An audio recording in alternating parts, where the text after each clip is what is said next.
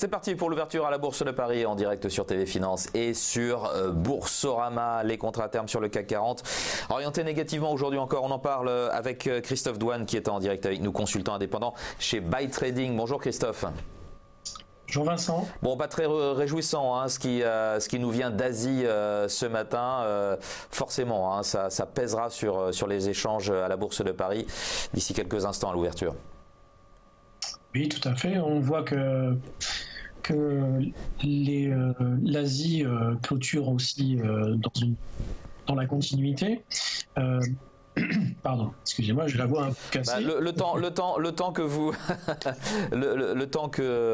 voilà, vous soyez prêt à nous parler, je donne l'ouverture, moins 0,28% sur le CAC 40. C'est maintenant le niveau des 5300 points hein, qui est en danger, puisqu'on est tout juste à 5300 points, moins 0,28%, 8e séance de baisse consécutive en l'état actuel des choses, Christophe. Oui, exactement. Alors au-delà de la zone des 5300, on l'avait vu hein, quand on a passé ce cap des 5300, on a une zone qui est un peu plus épaisse qu'une simple ligne. Hein. C'est on va dire 5270, 5300. Donc ça c'est une zone vraiment à conserver. C'est vrai qu'on a un momentum baissier à court terme. Mais pour l'instant, la dynamique haussière moyen terme, elle est absolument pas entamée. On n'est toujours même pas au contact du bas de ce canal haussier. Hein. On en est encore un peu loin. Il faudrait arriver vers les 5200 pour commencer à s'inquiéter un peu. C'est vrai qu'on fait une bonne chute depuis une semaine, mais il fallait s'y attendre. Hein. On a fait une ligne droite depuis les 4990. Qu'on a touché fin août. Hein, c'était un point d'appui très très important. Le CAC 40 a bien réagi, bien rebondi. Il est parti en ligne droite vers les 5500, vers les plus hauts du premier tour des présidentielles. Maintenant, il avait besoin de corriger, hein, ça c'est clair. 5300, ça reste une zone importante de soutien. Si on est à la casser, ça pourrait être un peu plus gênant. Là, on en est déjà à la pire séance de baisse hein, en plus de 6 ans pour le marché parisien. Quand on regarde le marché japonais, c'est la plus longue série baissière sur le Topix, hein, peut-être pas sur le Nikkei, mais en tout cas depuis le début de l'année. Le grand rendez-vous du jour, hein, c'est le CPI américain. Là, il faudrait que ce soit conforme aux attentes. Hein. Oui, tout à fait. En fait, quand on est sur des dynamiques comme ça, très court terme, soit baissières, soit haussières, on s'aperçoit que les opérateurs de marché cherchent des responsables un petit peu partout. On a pour certains un focus sur le pétrole, d'autres ça va être un focus sur l'euro, mais plus. On parle aussi de cette réforme fiscale qui ne vient toujours pas. Oui, mais ça, c'était. On pouvait dire ça il y a une semaine. Voilà, ouais. C'est un peu un non-événement, c'est quelque chose qu'on sait depuis un petit moment, que cette réforme fiscale, elle mettrait du temps, qu'il faut que ça soit voté par le Sénat, ouais. Et puis après, il y a tout un tas d'artifices administratifs avant que ça se mette en place. Hein. On le savait très bien, ça on le sait depuis l'élection, du moins depuis que Trump a dit qu'il allait faire une réforme fiscale très importante, on savait très bien que ça allait pas se décider du jour au lendemain. Alors les marchés l'ont pricé depuis un an. Maintenant, on s'aperçoit que finalement, on a peut-être un petit peu surpricé certaines choses. Et puis, on a une correction sans doute qui n'est pas gravissime. Alors, c'est vrai que ça fait beaucoup d'enchaînements de séances négatives, moins du côté des États-Unis que du côté européen.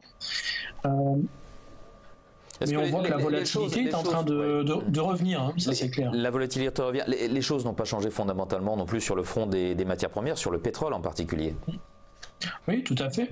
Alors, on a vraiment toujours tendance, hein, j'ai toujours tendance à dire, attention aux corrélations de court terme.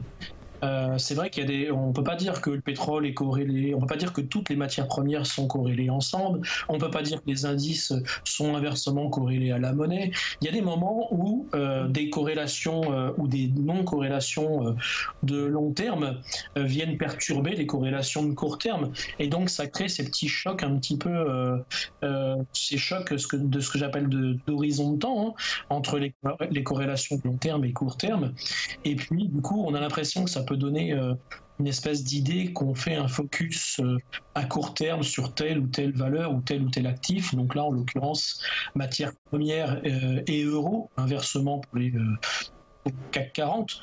Mais je pense que c'est tout à fait normal. Il n'y a rien de nouveau, je dirais, sous le soleil des marchés, parce que pour l'instant, ça reste le soleil quand même. Avant de vous demander ce que vous pensez justement de cet euro qui revient à pratiquement 1,18, on regarde justement les valeurs qui expliquent, non pas véritablement qui expliquent, mais en tout cas qui bougent le plus à la Bourse de Paris. J'allais dire Airbus, mais non, c'est une hausse dans ce marché à la baisse. Mais en tout cas, celle qui se détache, voilà, qui se détache du lot, c'est Airbus dans ce marché en baisse, mais qui gagne 3,83%. Hein, c'est l'effet de l'annonce de ce contrat historique pour Airbus qui a été faite tout à l'heure, cette annonce au salon de Dubaï pour 430 à 320 Neo commandés par Indigo Partners, 40 milliards de dollars. Ça, c'est pour certainement l'information la plus frappante de la matinée côté entreprise. Sodexo, pas véritablement de raison, en tout cas de prime abord, plus 1,41%, mais bon, ce qui domine, c'est la baisse. Hein.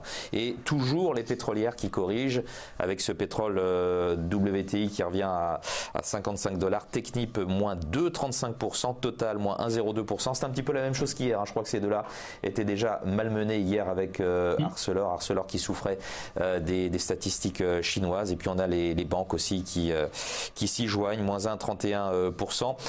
L'euro, Christophe, on pouvait s'attendre à ce qu'il finalement il reparte à la hausse. Là, on a eu une période assez calme. Fondamentalement, l'euro est quand même assez solide hein, depuis plusieurs mois. C'est clair que l'euro a une résilience à toute épreuve. Alors par contre, il y avait quelque chose qui était important à noter. On était dans une figure technique sur l'euro hein, et inversement sur le dollar index qui a une très forte proportion d'euros.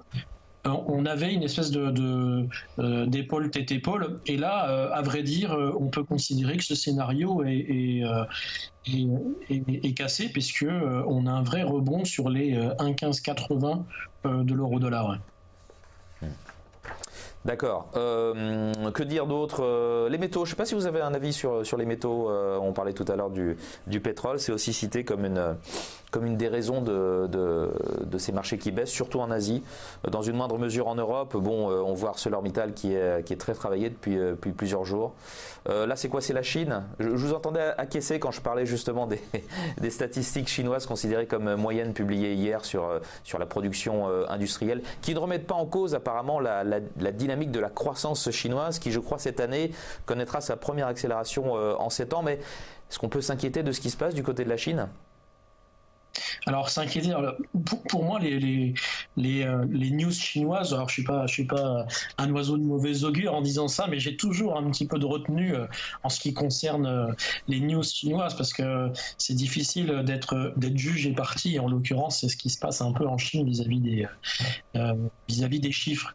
Maintenant, du côté des métaux, j'ai regardé un petit peu notamment côté gold, côté en dollars, on commence à se rapprocher, pas de signe majeur particulier, on commence à se rapprocher par contre à moyen terme hein, de la zone des 1340, 1350, qui va être une zone sur laquelle on risque de venir buter de façon importante parce que c'est quand même un cours, une oblique qui coiffe les cours depuis 2013, hein, depuis la reprise depuis les 1050. On monte petit à petit, on est dans un biseau et dans un canal haussier. Donc là, en ce moment, on est coincé entre, c'est très large, hein, c'est moyen terme, hein, entre les 1200 et les 1350.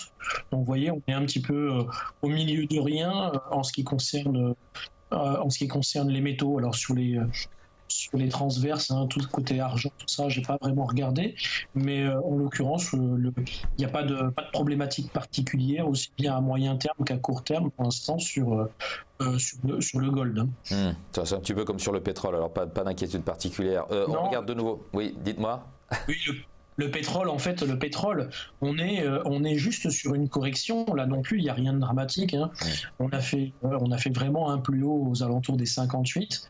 On a pulvérisé, même on parlait de la purge il y a 2 semaines, côté Arabie Saoudite, on a pulvérisé la zone des 54-15. Et là, tout logiquement, on va venir faire un appui petit à petit sur cette zone des 54-15, éventuellement pour repartir plus haut. Et quand bien même on descendrait encore même au 52-20, qui est encore un support important, on ne cassera toujours pas la dynamique haussière. Pendant que vous nous parliez, Christophe, le CAC 40 qui accentue sa baisse, moins 0,4%. J'ai l'impression que sur 8 séances maintenant, on est à peu près à 4% de chute sur l'indice parisien qui passe sous les 5300 points. 5296, les valeurs qui font la une. Airbus, à contre-courant du marché, plus 3,65% après son contrat record de 40 milliards de dollars avec Indigo Partners. Et puis du côté des baisses, toujours les valeurs dépendantes des matières premières, les pétrolières, parapétrolières, Technip, FMC, moins 2,48 et Total, moins 1,05%. Merci beaucoup Christophe Douane d'avoir été en direct avec nous aujourd'hui encore pour vivre cette ouverture à la Bourse de Paris. Christophe Douane, consultant indépendant chez Buy Trading.